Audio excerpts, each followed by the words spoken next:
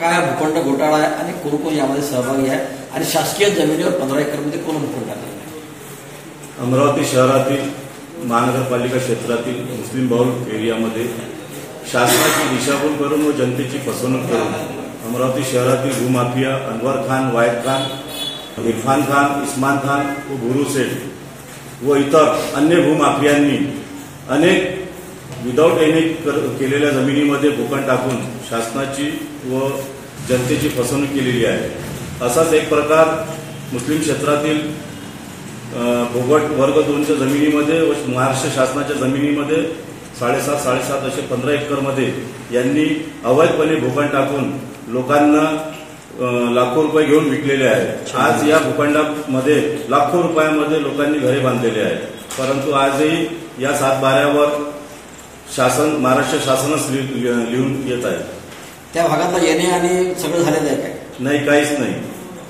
मौजे नवसारी सर्वे क्रमांक 82 मध्ये यांनी महाराष्ट्र शासनाच्या जागेवर कोणतीही सर्वे क्रमांक 82 मध्ये या भूमाफियांनी कब्जा करून अवैधपणे 100 रुपयाच्या स्टॅम्प पेपरवर लाखो रुपयामध्ये हे भूखंड विकलेले आहे। तुमची काय नेमकी मागणी आहे?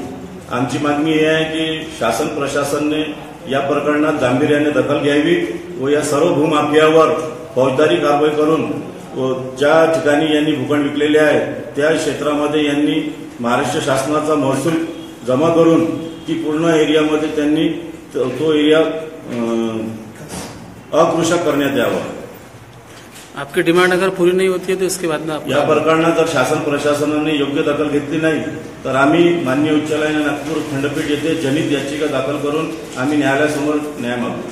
तुम्ही याची तक्रार जी आहे कलेक्टर, मनपा आयुक्त सर्वांना दिलेली आहे? सर्वप्रथम सदर तक्रार ही माननीय पालकमंत्री साहेब यांना मी व्यक्तिशः दिलेली आहे व त्यांना या प्रकरणाबाबत सविस्तर माहिती सांगितलेली आहे। त्यांनी आश्वासन दिलं आहे की माननीय आयुक्त महानगरपालिका अमरावती व माननीय जिल्हाधिकारी अमरावती यांच्यासोबत ते चर्चा करून या प्रकरणात योग्य दखल घेणार असे मला त्यांनी आश्वासन दिलेले आहे।